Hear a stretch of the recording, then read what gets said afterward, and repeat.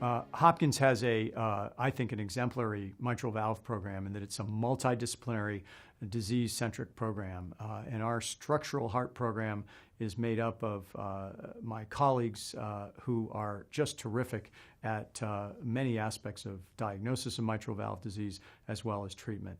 And I think that in the current era, that a patient with complex mitral valve disease or complex multi-valve disease is best served in a center of excellence, a structural heart center of excellence, where we can look at them from a lot of different angles and come up with the very best possible treatment plan.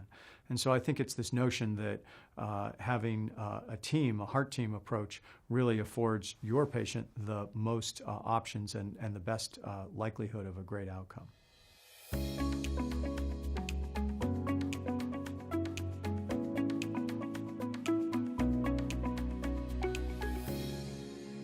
I think there's been a change over time and a understanding that it's reasonable to refer a patient early on in the disease process.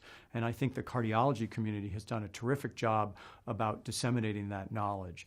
And what we know is that if we get that patient, if we get your patient while the ejection fraction is still above 60%, while they haven't gone into AFib, they haven't gotten a dilated ventricle, then we know that their outcome 5 years after mitral valve surgery is going to be better.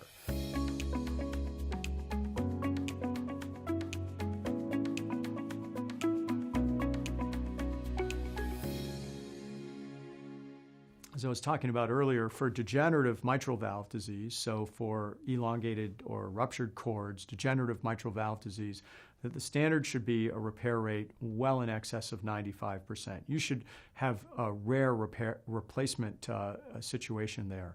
And so those types of patients, we feel that we can repair almost all of the time, and that affords a lot of benefits to the patient. Where replacement is required is a little bit nuanced. Our experience with treating rheumatic disease and others, and published experience, is generally that if you have rheumatic disease that's fairly advanced and you've got significant fibrosis and scarring of those leaflets, that patient's going to wind up requiring a replacement. When patients have endocarditis, that is an ideal disease process to be treated in a multidisciplinary center like Hopkins, where we can involve our infectious disease docs, our cardiologists, and come up with a plan. In our experience, we've published on this, we can fix about half of infected valves. So some of those valves we're not going to be able to fix. And then finally, we see a lot of, these days, a lot more patients with severe mitral annular calcification, and in those cases, we almost always need to do a replacement. I always say that a good mitral valve repair surgeon knows when to replace the valve.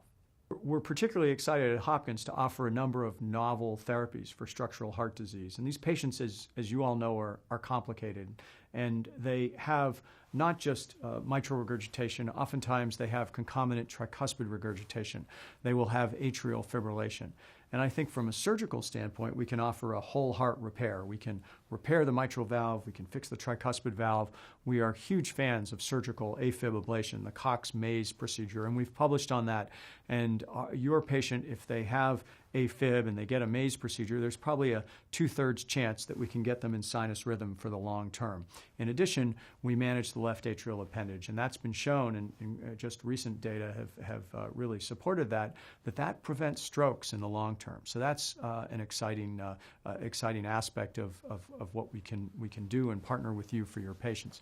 In addition, we have a number of research trials that are ongoing or that are in the process of standing up right now. In addition, we've developed a novel repair operation for secondary or functional mitral regurgitation. And in fact, we're the only center in the world that does that. And we've now done over 20 patients, and we're really excited about this approach. This has kind of been a holy grail for our field in that we don't, until now, we have not had a really good repair operation for patients with secondary mitral regurgitation.